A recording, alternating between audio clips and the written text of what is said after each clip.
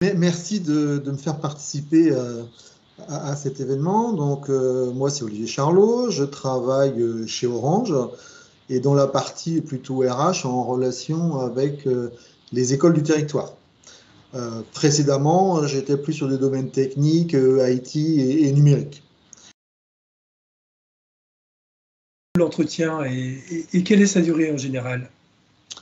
Alors, la durée d'un entretien, on va dire d'un entretien classique pour être recruté sur un poste en alternance, par exemple, chez Orange, c'est entre 45 minutes et 1 heure, 1 heure au max. Après, il y a d'autres types d'entretiens, plus type job dating, tout, ça peut être beaucoup plus court, mais l'entretien final sur le poste, c'est plutôt entre 45 minutes et 1 heure. Ça se passe de la façon suivante. Donc, sur l'année dernière, vu la crise, c'était des entretiens qui étaient réalisés en visio pour l'intégralité de nos recrutements. Donc, on va voir comment ça se passe et si on peut revenir dans un mode de présentiel. Mais il est clair que le mode visio va perdurer pour certains recrutements. Donc, mais le fond de l'entretien reste le même. Même si le mode, le média qu'on utilise change, le fond de l'entretien reste le même. Et généralement, les recruteurs commencent par se présenter. Je dis les recruteurs parce qu'il peut y avoir une personne, 2 personnes ou 3 personnes en posture de recruteur lors d'un entretien. Généralement, c'est plutôt 2. Une personne plutôt RH et puis une personne plutôt représentant l'entité technique qui va recruter la personne. Voilà, c'est plutôt le cadre général. Donc les personnes se présentent, d'accord, et puis donnent le cadre et précisent le déroulé de l'entretien au candidat. On va laisser après le candidat se présenter environ 5 minutes. Donc dans le cadre, on lui aura précisé la durée qu'on lui donne pour se présenter. Donc d'entrée de jeu, il est bien que le candidat respecte cette durée et ne parte pas sur une présentation de 20 minutes si on lui a alloué 3 ou 5 minutes. Et puis, après cette présentation, on va partir sur un échange de questions-réponses. Et les questions, ils auront été suscitées par le pitch, la présentation qu'aura fait le candidat de son parcours, par le CV, qui va susciter un certain nombre de questions, et par la lettre de motivation. Voilà. On va être peu sur les compétences techniques du candidat, sauf si on a des doutes.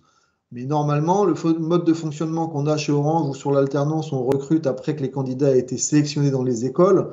On fait confiance aux écoles pour déterminer le niveau technique et scolaire globalement, si je peux dire ça comme ça, des alternants. Et nous, on va être plus sur l'envie du candidat à travailler sur cette offre, sur ce poste, dans ce milieu-là, sur sa capacité à travailler en groupe et en équipe, et puis sur sa personnalité globalement, son interaction avec les autres, sa façon de réagir. Mais moins sur ses compétences techniques pures. Ça peut arriver que vous postuliez sur un poste très technique où là, le manager ou le tuteur va aller vous chercher sur des choses bien particulières parce que c'est une exigence du poste. Mais ce n'est pas la généralité. Voilà un petit peu comment se déroule l'entretien et ce qu'on en attend.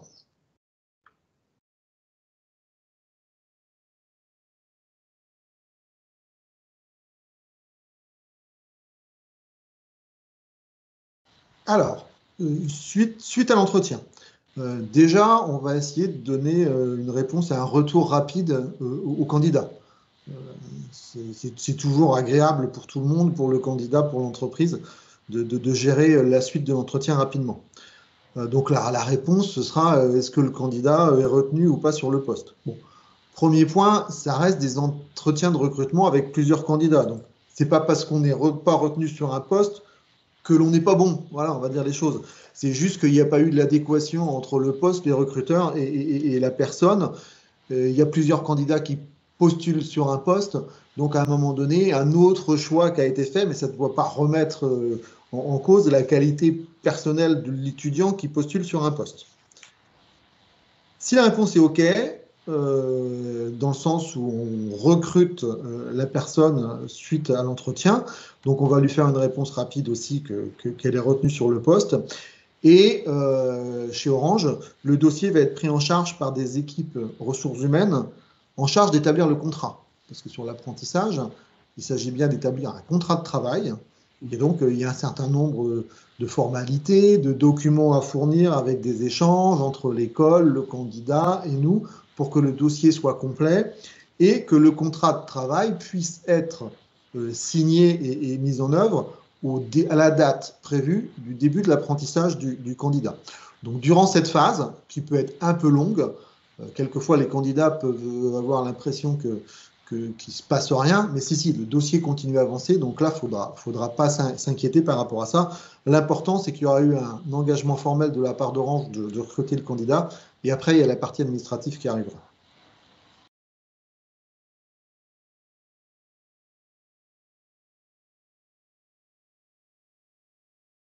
Les candidats doivent préparer avant l'entretien. Alors, ça, c'est un point important, hein, parce que un bon entretien, ça se prépare. Il ne faut pas arriver les mains dans les poches, il faut le préparer.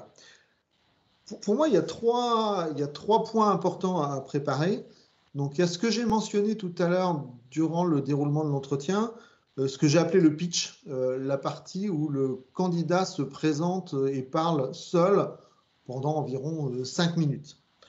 Donc, le pitch, il doit se préparer et le pitch, il doit permettre au candidat de se présenter son parcours et en fonction de l'offre sur laquelle on postule pour mettre en avant ses points forts.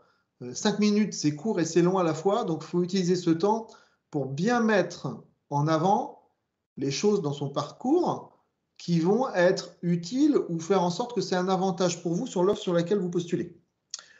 Pour faire ce pitch, faut s'exercer.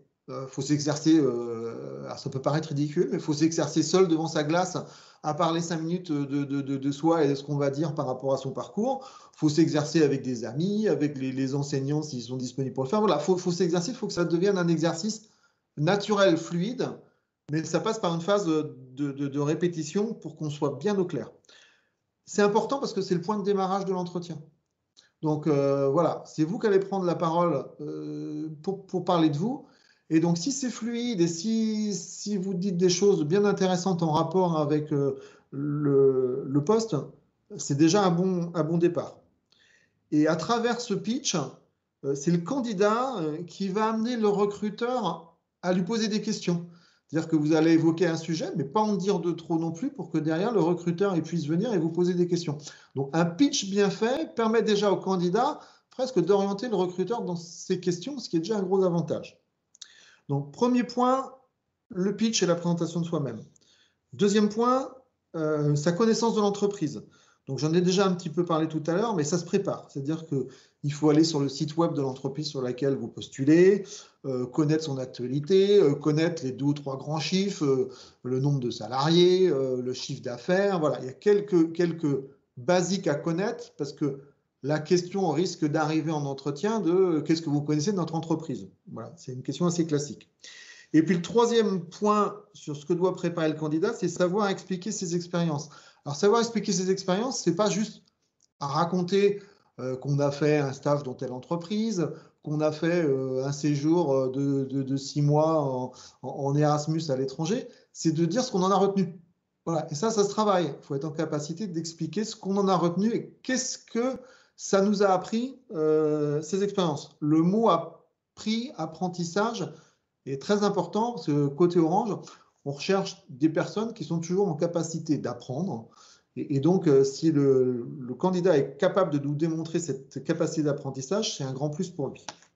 Donc voilà les 3 points à préparer, le pitch, la connaissance de l'entreprise, et puis savoir expliquer ses expériences. Maintenant, je te demanderai quels sont les éléments qui vont différencier les candidatures. Alors, ça, c'est une question qui revient souvent. Moi, j'ai tendance à dire qu'il n'y a pas de recette magique. Hein. S'il y avait une recette magique, tout le monde l'appliquerait, ce serait plus différenciant. Donc, ce qu'il faut pour avoir une candidature efficace, durant l'entretien, il faut être soi. Voilà. Mais bien préparé quand même. Voilà. C'est ça la dualité des choses.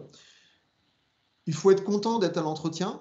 Voilà, ça doit être un moment agréable, même s'il y a un enjeu, même s'il y a de la tension. Voilà, il faut être soi. Et puis, il faut donner envie aux recruteurs de travailler avec vous. Donc, en répondant bien à ces questions, en rebondissant sur certains points. Voilà, c'est de la relation humaine.